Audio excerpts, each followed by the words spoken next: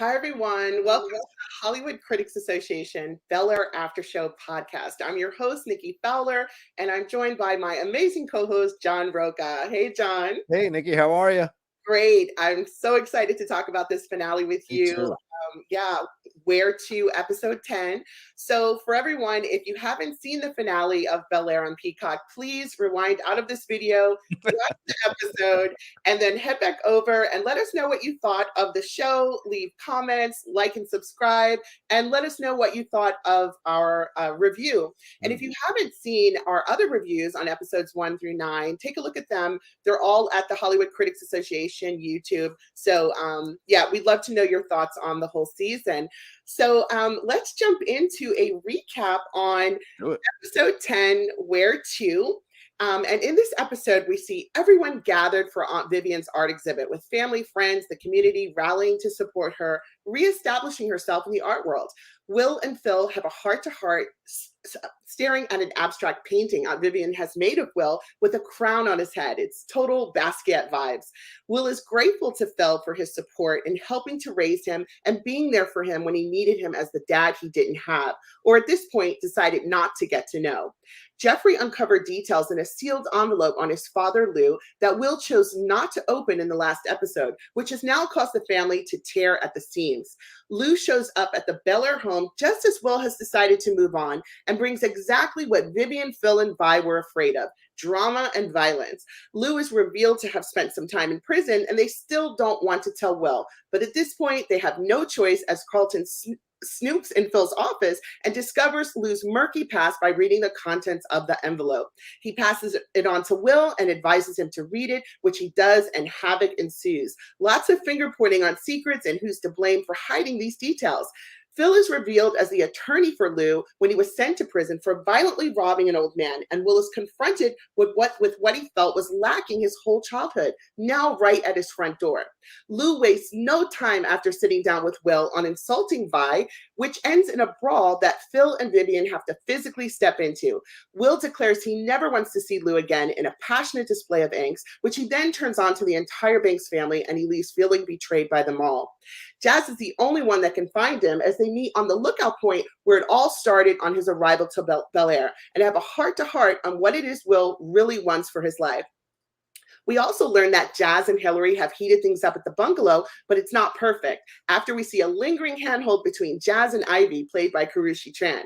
While Vivian moves in the art world, or makes moves in the art world, Hillary makes strides in her career as she shines as an influencer manager herself after collaborating with Ivy and convincing her to put ladies first in content creation. She asked her to buy Kylo out of the influencer house, which will free her of the $50,000 debt she has with him from her contract, which he agrees to get the wheels turning on.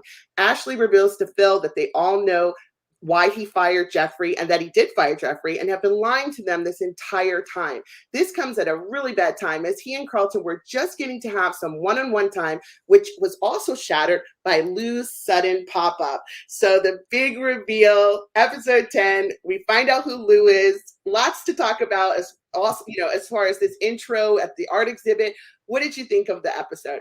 I like the episode. I will say this: I enjoyed it, but I wanted a stronger ending to the season finale. I felt like some of the storylines that were presented, like the reveal of the dad, should have been massive. And look, it's great casting. I love the Wayans family. Every one of them are so extremely talented. So seeing him step in to play the dad for Will was such an unusual choice, and he even adjusted his voice. Marlon did, to have a little more bass, a little more of the blue collar working class kind of, I've been struggling my whole life kind of vibe to him, because we've seen him play like, higher pitched characters and have fun doing that. So seeing him bring a little change to his body, a little change to his voice, his demeanor, I mean, the way he was brushing his finger across the record, all that, you could tell there was a certain level of anger or jealousy, maybe even possibly in his mind thinking about how he could, get some money out of this situation, or whatever, or feeling inadequate. It seemed like all those things were rolling through in the performance here. But I'll tell you this, Jabari Banks, I mean, if you can't, I don't think he'll be nominated for an Emmy, but his reaction here, the acting he does in the back half of this episode, and this is no offense to Will Smith, Will was still figuring out as an actor during that really emotional episode. And it kind of, people love that episode where he's, his dad leaves him and he has to kind of, break down and cry in front of Uncle Phil.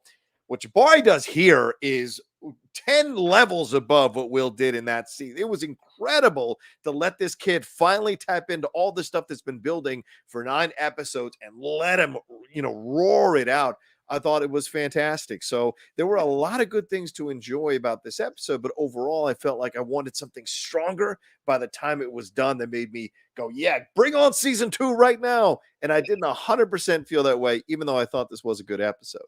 Yeah. Well, I loved Marlon Wayans, and I loved him in the biopic for Aretha Franklin with He was good. Hudson. And that was like the first time you really saw him playing this different type of, angry character, violent character.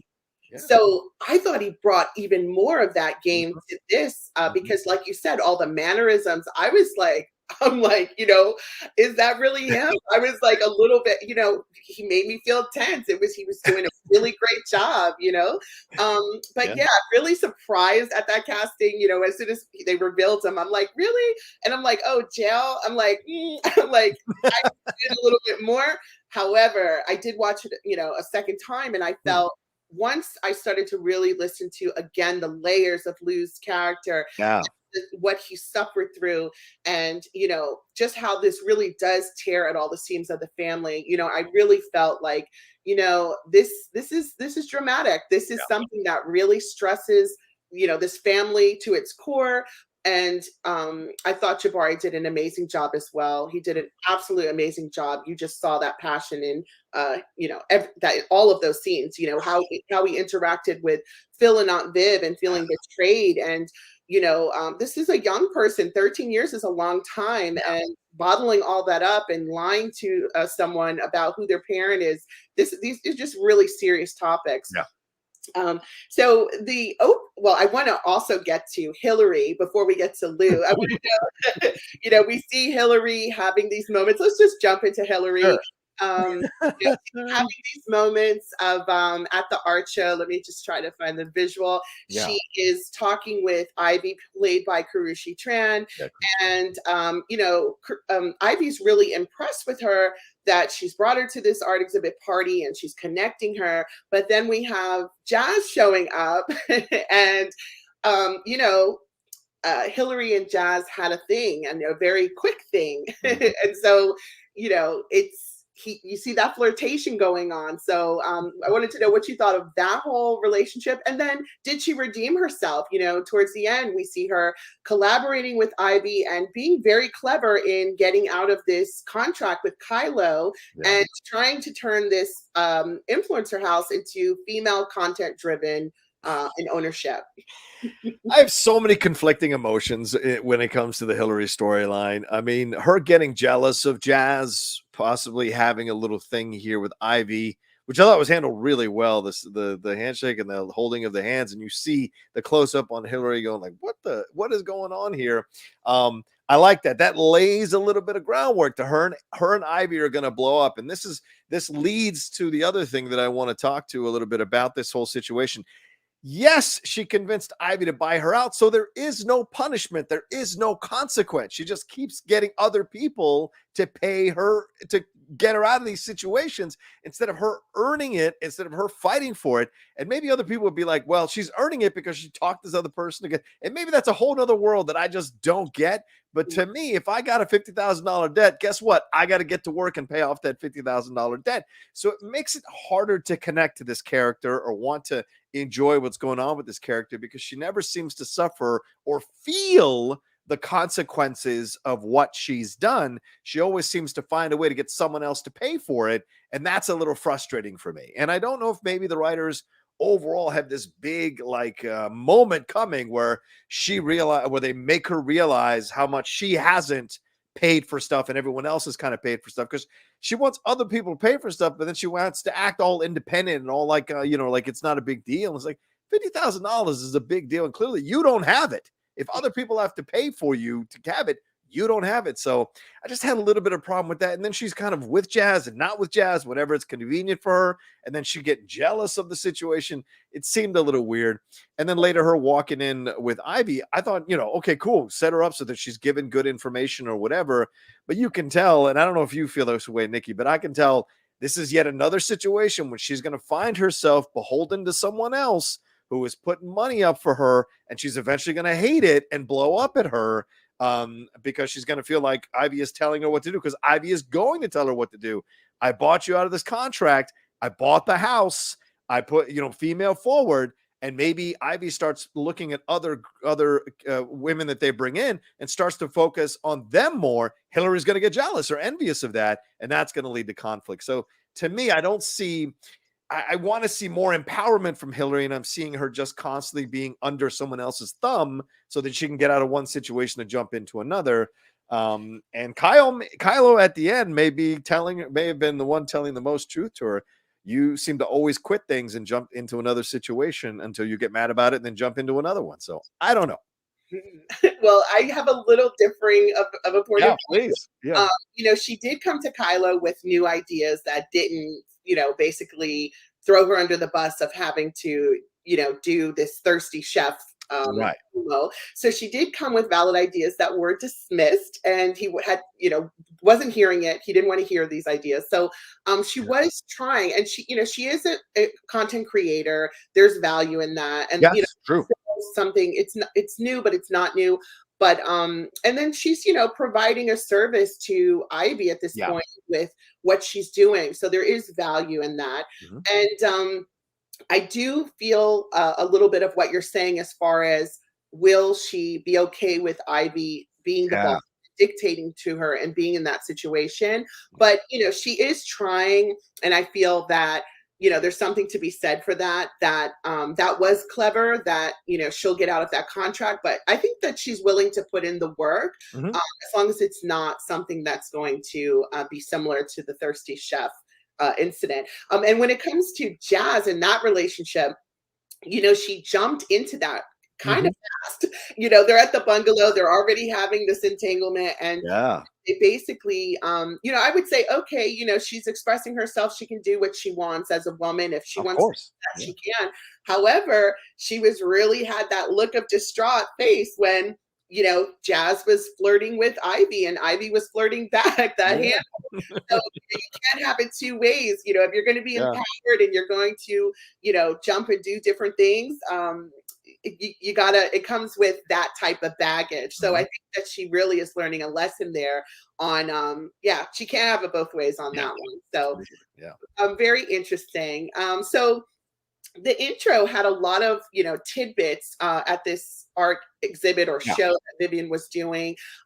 Phil had this heart-to-heart with Will, and Will was expressing that he is completely grateful to the Banks family for what they've done for him and stepping in and giving him this chance. And they're looking at this painting that Vivian did, and then Vivian's having her moment where she's talking with her friend about Reed, and she feels guilty about being a wealthy person, taking this fellowship away from maybe underprivileged artists or artists that are on the up and coming. So she wants to pivot, and now she wants to maybe help artists that have less than her.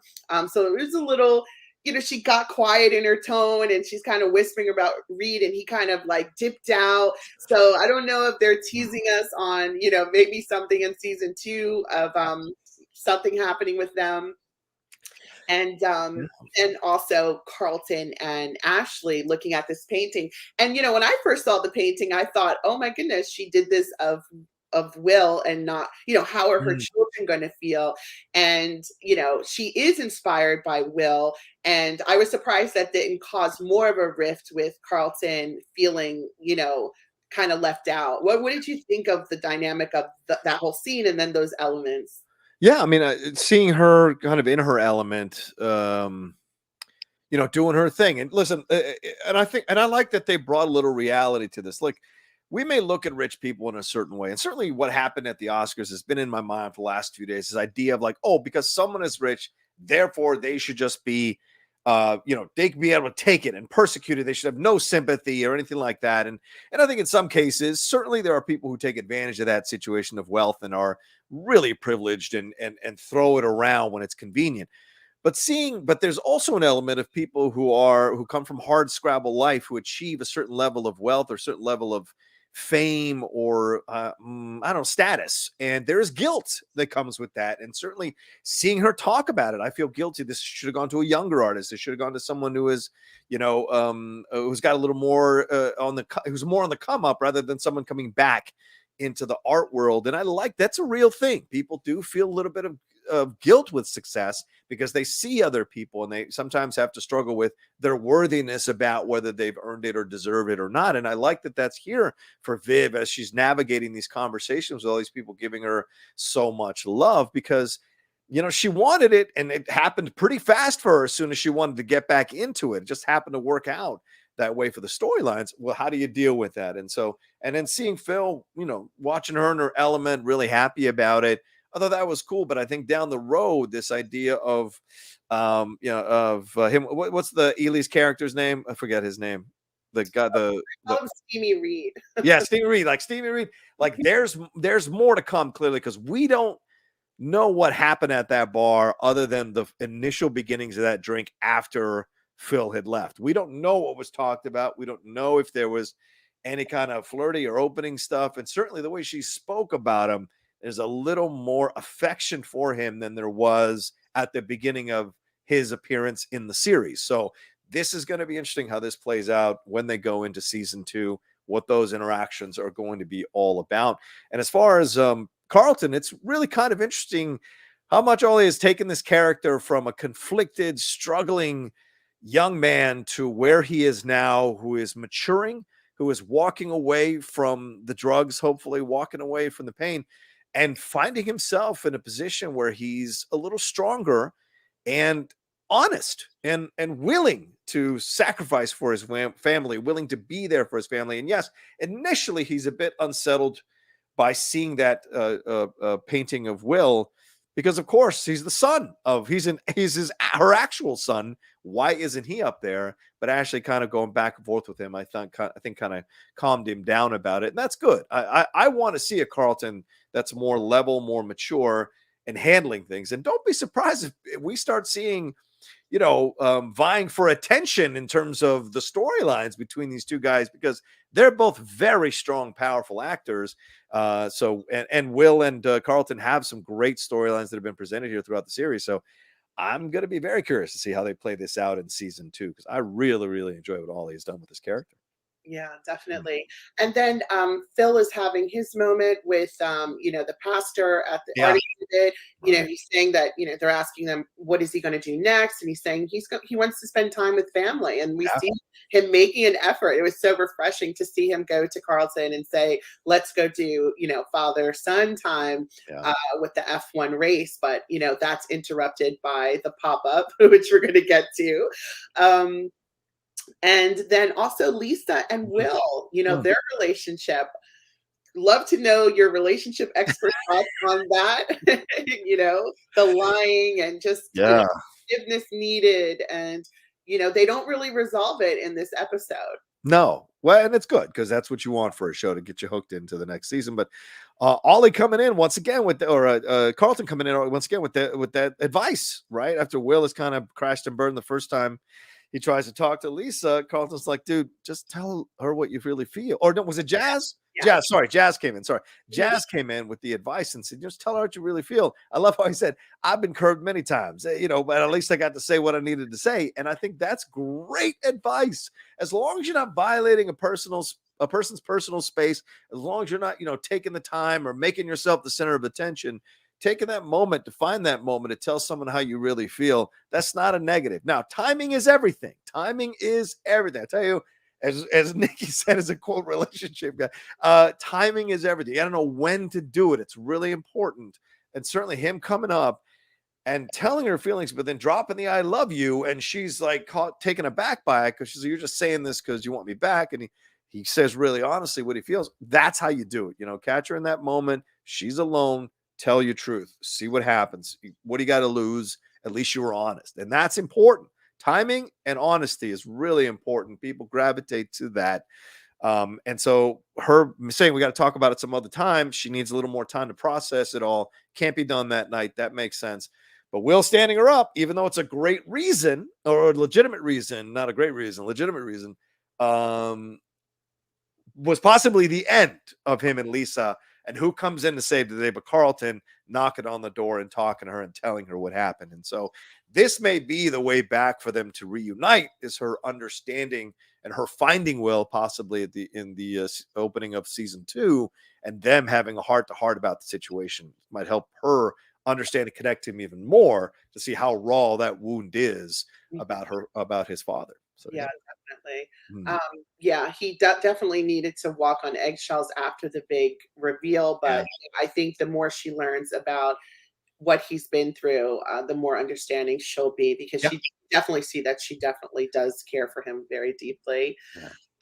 And then we have, Lou showing up, and then Carlton revealing to Will, hey, you need to look at this envelope. Yeah. Your father showed up, and then Will getting very, very upset at um, Uncle Phil and Aunt Vivian. And then they're just not, I mean, this is all happening so suddenly.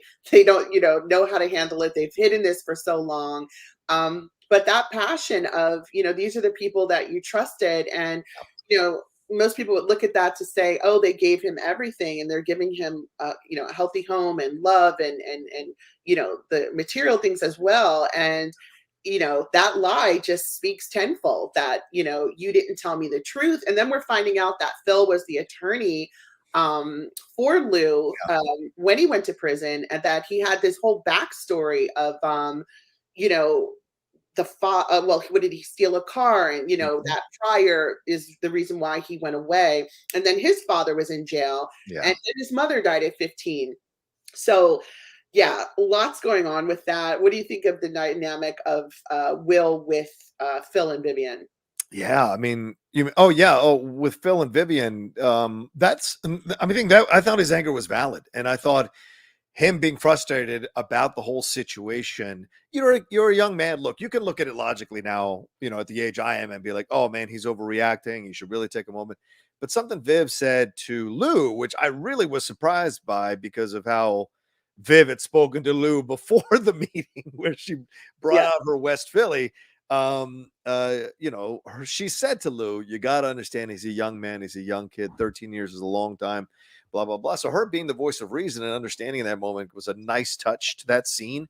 And I caught myself going like, oh, this is interesting, because you don't bring in Marlon Wayans for one episode. Like, this is going to be something that I think they're going to make a storyline in season 2, is this back and forth between them and the suspicion that Viv and Phil I have about Lou, and you're wondering whether Lou is going to put it together and actually be there for Will, or if in the end Will is going, or so Lou's going to resort back to his old ways. And so seeing Will reacting this way to Phil and Viv, it was a great um, juxtaposition or 180 to what we had at the beginning, when he was like giving Phil all the flowers and giving on Viv all the flowers about like how they took him in and really guided him and all this kind of stuff.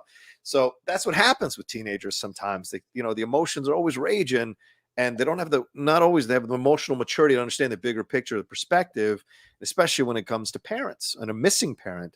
And so there's a great amount of power in Will's reaction, which I thought was valid, to be honest with you. And I would have liked the family to have been harder in trying to keep him in the house, but that might have been more detrimental than letting him go. yeah. So I like that.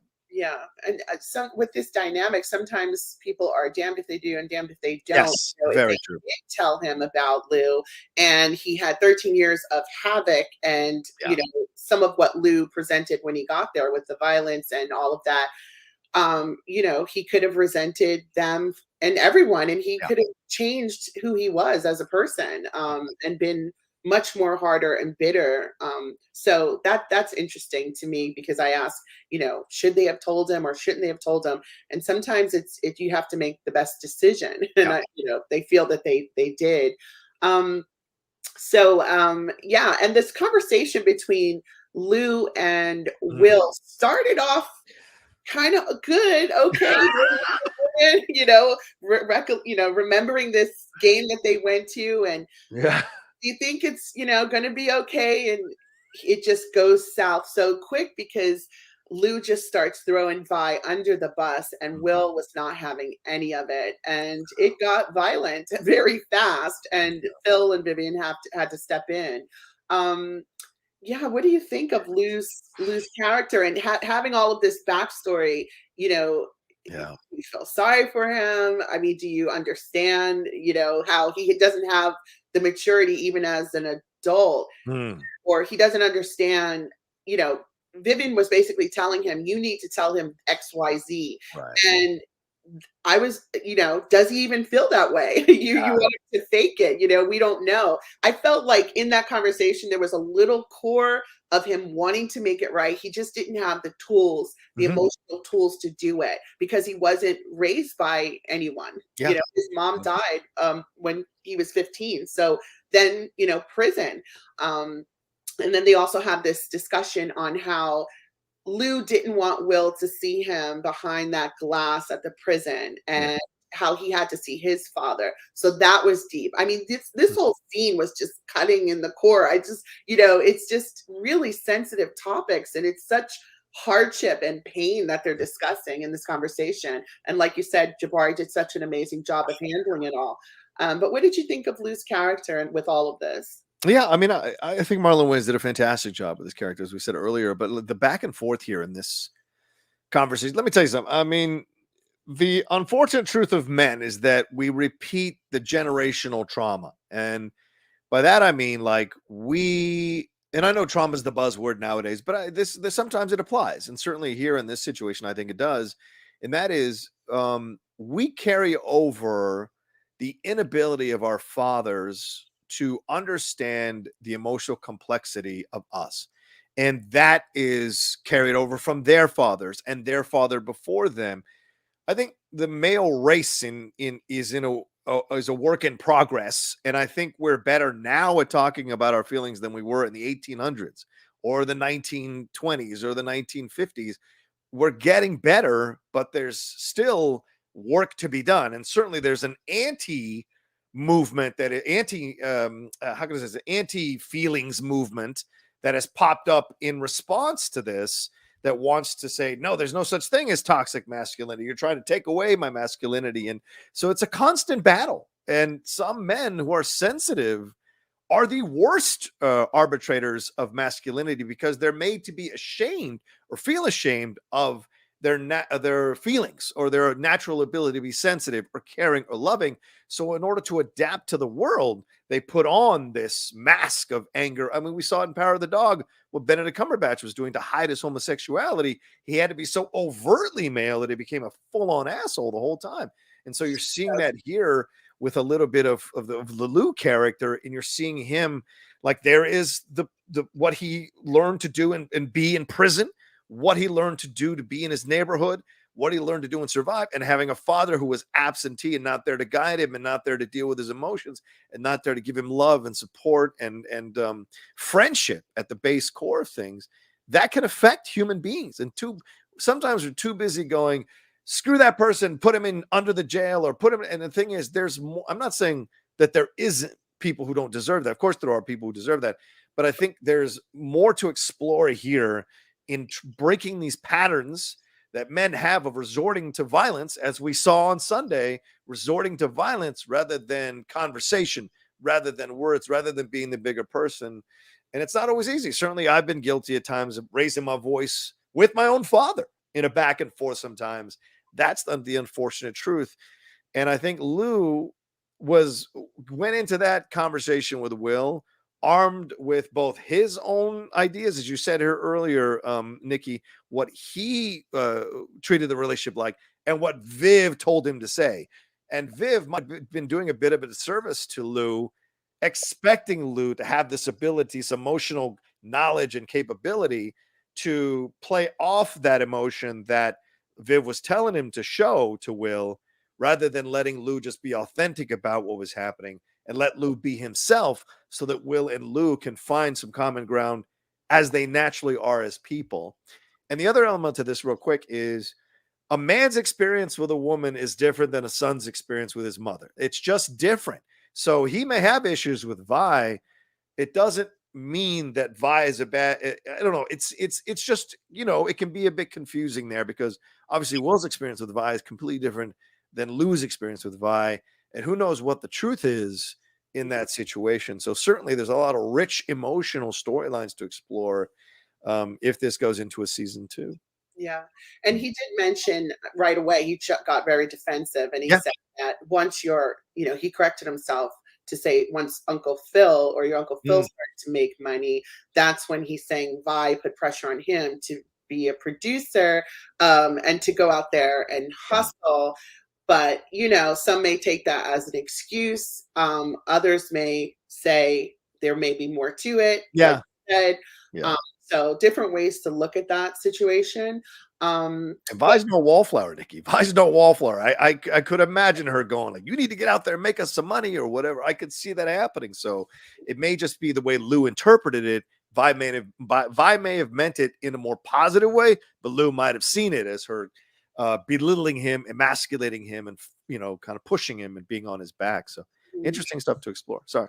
Yeah. Oh, no, it's fine. And then, Lou, just like I said, not having the tools to even know what to do. Again, Yeah. to be raised with no father, and then your father's a criminal, and your mom, to lose her at 15, these are such hardships. And then he has to deal with everything else as a Black man living in America on top of that. I was just speaking with someone yesterday just on, genealogy and looking in ancestry.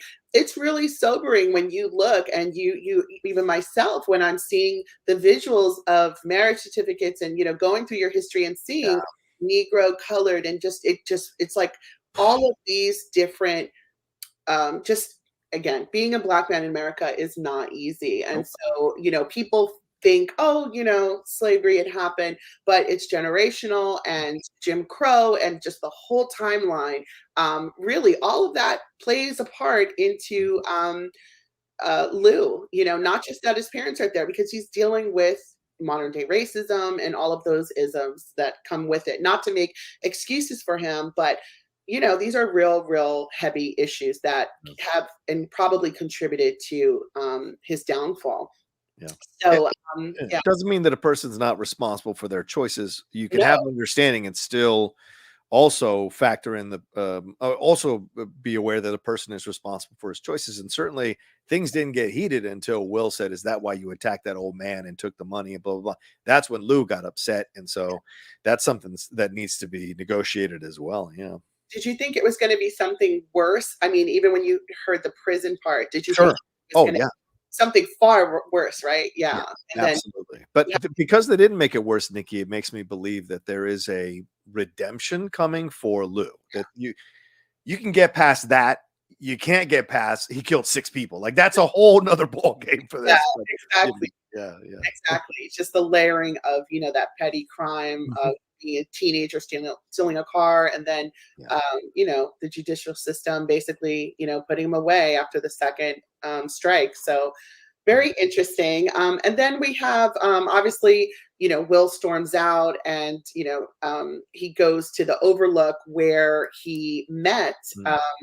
He first had that talk with Jazz in the beginning of the season, and they're having a heart to heart, and Will is definitely broken up, and he's emotional, and Jazz is trying to tell him, look, you have a whole house full of people that really love you. You could just turn around and go back, but it's just so much more complicated than that. Will feels alone, betrayed, lied to, even from his own mom. Then we had that interaction with Vi calling and not being able to be there to stop him from leaving.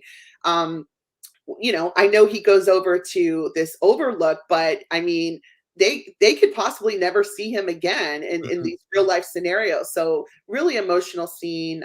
What did you think of that coming full circle from the beginning? Yeah, I mean, I thought it was great. Of course, Jazz knew where to find him. Jazz knew because Jazz gave him that place. Jazz is the one who stopped the car in that one place and had them all look out and had the conversation with him about it. And It's so funny because I think that was one of the really good things they did in this episode. Because when he looked out at LA in the first episode, he had no idea what was coming, right? And it was daytime, and him going back at night. Now he knows what has happened. Now he knows what was coming for him. Now he's a little more experienced about LA and about the situation, and knows more about everybody. um, it's a completely different place that he's looking at. He's looking at LA from a completely different lens, and I love that. That allows for a little more growth in the character. That allows for a little more growth in the perspective of the character, and I really enjoyed that.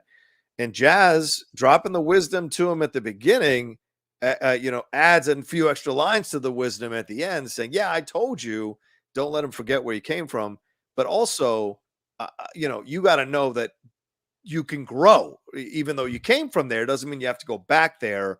Just Yeah. means keep that within you, but also grow out from that and see what more you can do if the options are available to you. And the options are available to him. And Jazz saying, hey man, you can say you don't belong anywhere. There's a bunch of people who want you to belong with them. And I loved that Will gave Carlton and Haley and Ashley a love before he left. That was a great moment, right? He could have blown up at them as well, but he didn't. So that lets you know where the battle lines are drawn, feeling the kinship with his cousins, but certainly have an issue with his aunt and uncle and rolling on. And Jazz being the voice of reason, as he always is in this, seems to be always in this show, dropping knowledge on him. I like that change from the original the original Fresh Prince of Bel-Air. It's nice that Jazz has more agency in this show in critical moments, and I love that. So, Definitely. Will could have absolutely shown jealousy that, you guys have a family, I don't. yeah, And, he didn't have, tap into that type of emotion at all. It was very loving, and loved how Carlton slipped him the money clip at the end. It was just so, so sweet. So, so any predictions for season two? I know I would be looking forward to seeing more of Hillary and this yeah. whole exploration with Ivy. And then, Ashley even having more of a role as she grows Mhm. and grows into her activism and her coming of age. And then obviously, there's so much of a story you could tell with Will in LA. Mhm. Mhm. And so, yeah, what are your predictions on if there's a season two? I think there's a lot of as I said, there's a lot of rich emotional storylines to explore here. I mean, Will calling out on Viv and saying, "You saw us once in 10 years." Like that's a strong statement, Nikki. That means something. And so I like that. That means that in some way Viv went along or had her own feelings about judgment about going back to West Philly, about knowing people from West Philly. So in a little bit, or in a way, she has a little bit of privilege here, that she can be West Philly when it's convenient within the confines of a safe, rich environment. But she also has a bit of judgment about West Philly, judgment about going back there. Maybe the stuff with Vi was unresolved, and she let it be unresolved because it was convenient for her to keep going and moving forward in her career and her life with Phil, that she didn't have to deal with it. So Will calling her out, I think, is going to be something too. And hopefully we get more of Vi and Viv in the second season. I want to see more with Phil kind of adapting to being the home life, because he rejected all the stuff that the Reverend and him were his friend were putting on the table. He's going to spend time with his family. He wanted to do those racing stuff with Carlton. So certainly it's going to be interesting to see him exploring, reacquainting himself with his kids in the second season and what that means. I imagine giving a love interest to Carlton would be a very positive thing in the second season. Hillary and Ivy, that's going to be laid out for all the episodes in the second season. And I agree with you with Ashley. I want to see more of her as she gets a relationship. And the show says, yeah, we're going to talk about a gay relationship in the show in the Black community, and explores how that goes. Because I'm sure and as I have many friends who have told me in the past, and as in the Latino community too, homosexuality is still something that they're reckoning with overall in the community and respecting it. And so that's something that could be interesting to explore. And I do want to say this, we've seen shows for decades that tell us all about the white experience. And we've seen the Cosby Show and 227 and Martin and all these other shows. But I really love how unapologetically Black this show is. This is the Black experience. There's a lot of elements of the Black experience here for people to enjoy. And some people looked at it and be like, oh, they're shoving in these storylines, these topical. Black people talk about this all the time because it is there. It is there right in their face all the time. What you think is a woke storyline or a woke soundbite is the reality for a large section of people of color, and certainly the Black experience in this country is a unique experience. And I really enjoyed watching the show and being educated, and also having other opinions that I've known, or factual things that I've known before, validated here in the show. And we saw the different experiences for all in different walks of life here. And bringing Lou into the mix, I think bringing Vi more into the mix is going to allow for even more of a deeper exploration of the Black experience in this country. And I'm excited about it, to be honest with you. So well said. I also would love to see Jeffrey come back. And yes, 100%. Tidbit with Ashley revealing that, we know what happened with Jeffrey and Carlton storming off as well. So, that rift of he lied to his kids, so he's got to deal with that as well. But yeah, Jeffrey, loved Jimmy's portrayal, so looking forward to seeing him as well. But yeah, really well said. And yeah, so it's been a pleasure chatting with you on all of the episodes for this season. Everyone, please, again, don't forget to like and subscribe and leave us comments and let us know what you thought of the finale. Did you love it? Did you hate it? Let us know in the comments. And John, please tell everyone where they can find you. Oh yeah, you can always find me at The Rocha Says on Twitter, Instagram, and TikTok, The Outlaw Nation on Twitch, and my own YouTube channel, youtube.com/John Rocha Says, and my podcasts, The Top 10, The Cinephiles, and The Geek Buddies, all out there for people to enjoy. Nice. And I'm Nikki Fowler, once again, the founder of Glitter Magazine. You can find me anywhere on social, as well as our website for Glitter Magazine, and also Nikki Fowler 28 anywhere on social. It's been a pleasure, guys. See you next time, and take care.